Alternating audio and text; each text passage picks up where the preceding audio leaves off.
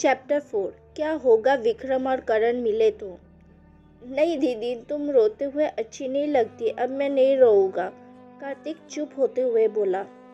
चलो स्कूल की बस आ गई है, जाओ स्कूल के लिए, दिशा जी ने कहा। बाय बाय दीदी, फ्लाइंग किस देते हुए बहन ने और भाई ने एक साथ कहा। साहिल जी ने शालिनी से कहा, बच्चा कोई भी प्रॉब्लम तो नहीं है ना? अगर कोई प्रॉब्लम होती है तो तुरंत मुझे या माँ को फ़ोन कर लेना, ठीक है बेटा? हाँ पापा, बाय, अब मैं रखती हूँ, काम है घर का, फ्री होने के बाद मैं फ़ोन करती हूँ, शालिनी ने कहा। फ़ोन रखने के बाद शालिनी के माँ पापा बात कर रहे थे। दिशा जी ने कहा, शालिनी को पढ़ाई के लिए मुंबई भेजना ज़रूरी था क्या? नहीं भी तो बोल सकते थे ना आप? मुझे तो डर लग रहा है कि शालिनी को 21 साल पहले जो कुछ भी हुआ था उस बारे में कुछ पता ना चल जाए। अगर पता चल गया तो कहीं हमें छोड़ के ना चली जाए। ये सुनकर साहिल जी ने कहा, पागल हो गई हो क्या? क्या बोल रही हो तुम? तुम्हें पता भी है उसे कुछ पता नहीं चलेगा। तुम उन पुरानी यादों को भूल जाओ, याद मत करो, और जो कुछ भी हुआ था फिर से मत बोलना। ये बातें सिर्फ मुझे और तुम्हें पता है और किसी को भी नहीं, समझ गई? और साहिल जी काम के लिए चले गए। साहिल जी का कोई बड़ा बिजनेस तो था नहीं, पर इतना तो था कि प्रॉफिट हो जाता था कि सबकी ज़रूरतें पूरी हो जाती थी। और वहीं पे शालिनी काम कर रही थी और काम करते करते लंच टाइम हो गया था, पर खाना बनाने के लिए कुछ भी नहीं था। इसलिए तो करण बोला, शालिनी भूख लगी है, चल बाहर खाना खाने चलते हैं, खाना खाने के बाद बाकी काम आके कर लेंगे। ओके चल चलते हैं, मुझे भी भूख लगी है, शालिनी बोली। फिर दोनों करण के कार में बैठे और करण मुंबई रेस्टोरेंट ले गया। ये देखकर शालिनी बोली, तू मुझे इतने महंगे रेस्टोरेंट में लेके आया है? इससे अच्छा तू ही जा, मैं नहीं जा रही।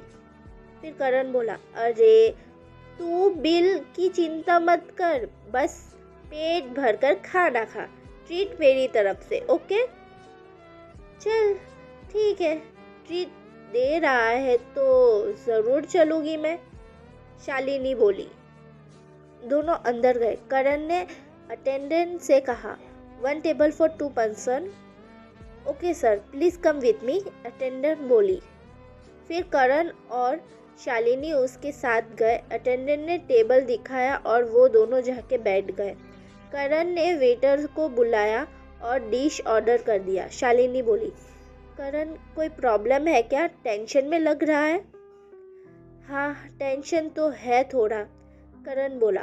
करण आगे बोलने ही वाला था कि उसके पीछे से कोई बोला, हाय शालिनी। वो और कोई नहीं बल्कि विक्रम था। करण विक्रम को देखकर शॉक्ड हो गया। सबसे बड़ा शॉक तो तब लगा उसे जब विक्रम ने शालिनी को उसके नाम से बुलाया। शालिनी भी थोड़ा शॉक्ड हो गई थी क्योंकि उसे उम्मीद नहीं थी कि विक्रम से यहाँ पर मिल जाएगी।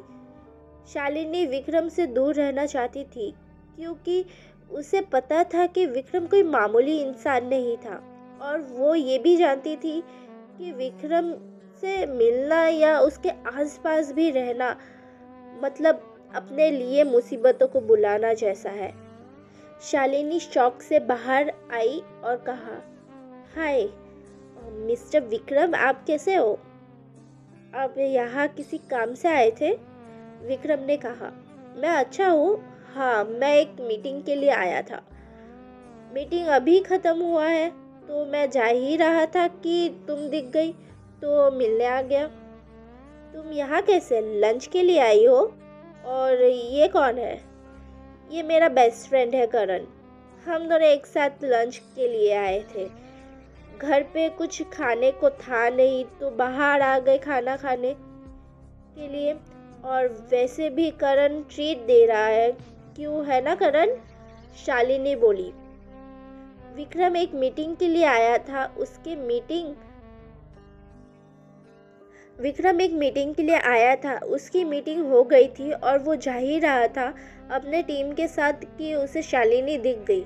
वो किसी के साथ थी। विक्रम को जेलेसी हो रही थी और गुस्सा भी आ रहा था क्योंकि शालिनी कोई लड़के के साथ लंच कर रही थी। विक्रम वहीं पे रुक गया और उसके साथ उसकी टीम भी और उसके टीम मेंबर्स उससे कुछ बोल रहे थे पर विक्रम का ध्यान नहीं था। फिर विक्रम ने अपने हाथ से इशारा करके चुप रहने को कहा। सब विक्रम के गुस्से से डरते थे इसलिए एक ही बार में चुप हो गए और ज़रा सा भी आवाज़ करने की हिम्मत नहीं की।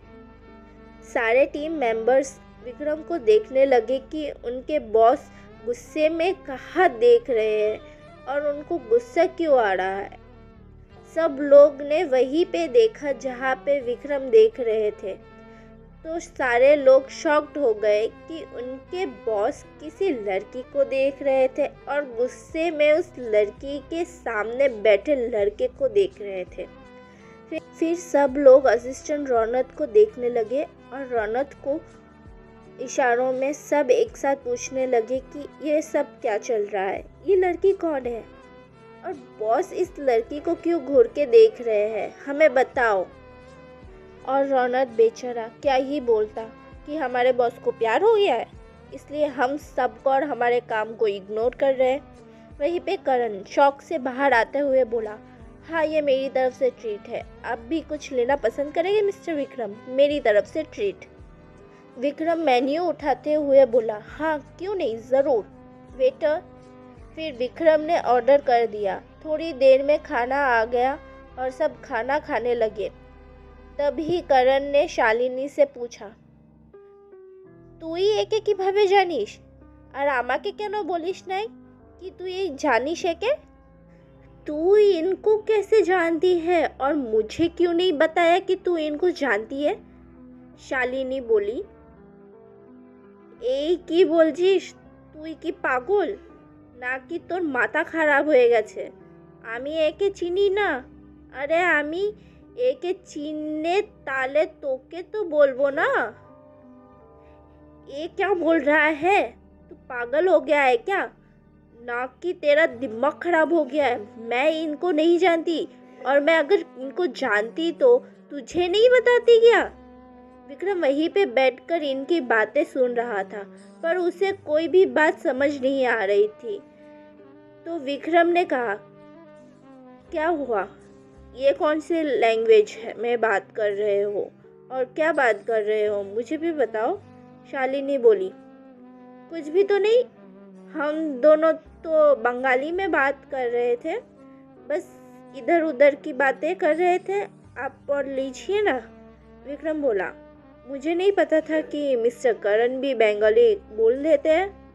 करण बोला, हाँ बोल लेता हूँ, शालिनी के वजह से। शालिनी ने मुझे बंगाली बोलना सिखाया है इसलिए मुझे भी आता है। शालिनी बोली, हाँ मैंने ही सिखाया था करण को बंगाली बोलना। हम दोनों बेस्ट फ्रेंड्स जो ठहरे वो भी बचपन के। क्यों करण? करण बोला, हाँ बिल्कुल, हम बचपन के बेस्ट फ्रेंड्स हैं, हमें कोई भी अलग नहीं कर सकता।